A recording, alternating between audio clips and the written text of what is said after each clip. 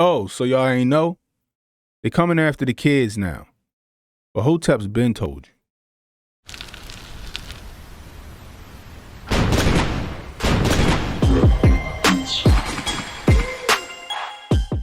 So for those of you who ain't know, the FDA had a panel of advisors meet and discuss whether it was cool or not to get a Yamin to kids ages 5 to 11. From The Guardian, FDA advisors recommend approval of Pfizer's Yamin for ages 5 to 11. Nearly unanimous vote clears the way for possible approval for emergency use next month, making nearly 30 million children eligible.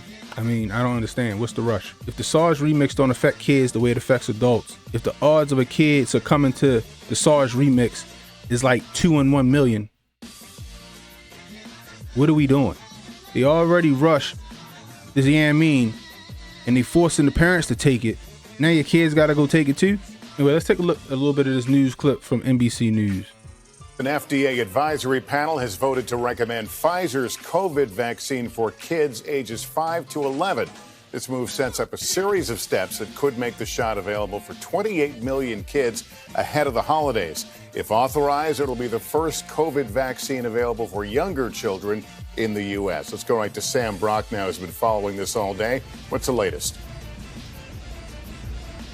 Lester, this was a panel of experts, 19 of them to be exact. A majority of those experts had to recommend the Pfizer vaccine for kids 5 to 11. We now know that the vote was 17-0 with one abstention. And what that means, Lester, is that this moves ahead now for full FDA authorization and CDC approval. Those things are likely to happen in the coming week or so, which could mean that children would be eligible to be able to get the Pfizer vaccine in the first week of November. As we watch this play out, though, it was really interesting to listen to some of the comments from those medical experts describing this.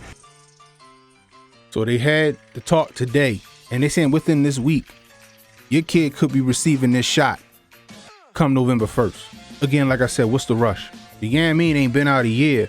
We don't even know what the side effects is going to be 5 years from now. Again, this is an experimental drug. It's bad enough that they're forcing adults to take this or they're going to lose their livelihoods. What's the implications if kids don't take it? As a hard decision, but also a clear one. The calculus that was used here is that the number of hospitalizations and deaths prevented, the transmission that would be blunted, Lester, outweighs the possibility of rare adverse events for those who are taking the vaccine. That is a specific reference, really what was talked about all day today, to myocarditis, which is inflammation of the heart that in previous vaccinations have been observed in young adults and young men. And so the concern there was, would we see a repeat of that potentially? But in a roughly 3,000 child study, 0 confirmed cases of myocarditis. Now, there were objections made today as well that sample size is just too small to be able to draw sweeping conclusions. But ultimately, the experts in this case looked at the data they had available to them, Lester, which is a roughly 91% effectiveness rate at preventing young kids from getting symptomatic COVID-19 and the 0 confirmed cases of myocarditis. They looked at this pool of information, which is going on at the same time that many parents right now are feeling nerves about this, not just those who are against vaccines, but a Kaiser Family Foundation study found about 60% of parents recently polled said they were either going to wait and see or not going to give this to their children. So you have this public sentiment out there, a campaign that's going on with the data and the science that experts are trying to balance right now, and ultimately decided this would be better for the general public to get this vaccine approved, potentially, Lester, again. You hear how they trying to spin it? It'd be better for the general public to get the Yamin approved for these kids. Meanwhile, in that same breath, he mentioned myocarditis, and that's affecting the young adults. So I'm pretty sure if they keep going with the study, these kids from ages 5 to 11, you're going to have the same issue. And I ask again, what's the rush? If you can still catch it and you can still spread it, then why? How is giving these kids the Yamin going to protect anyone if they can still catch it and they can still spread it? You got to ask yourself, what's the bigger play? A 3,000 kid study, that's not big enough. Like I said, Yamin ain't been out a year. But how long has this study been going on? A couple weeks? Then you want to rush it through some arbitrary panel to make it seem like it's legit?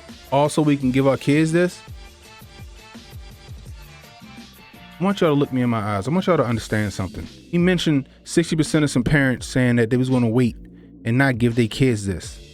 I want y'all to understand this. If they force the adults to do it, What you think gonna do to the kids? Because you know what's gonna happen. The Yamin gonna go right on that V schedule that your kids get every time they need to go to school. You know what I'm talking about. You know, for your kids to go to school, they'll get A, B, C, D, E Yamins. It's gonna go right on that schedule. And if they ain't got this, they can't come to school. We all saw it coming. People who got common sense saw this coming. Now they're trying to get it done before the end of the year. You know that dark winter they've been talking about? Well, it's here. And how many parents gonna rush right out and go give their kids the Yamin without their consent just because? Just to say they did it. I swear, yo, we living in a clown world, man. I don't know what to say anymore. I really hope you guys are paying attention. Like I say, we can lead you to water, but we can't make y'all drink it. But you're damn sure drinking this Kool-Aid. Cannon Hotep. I'll holla at you.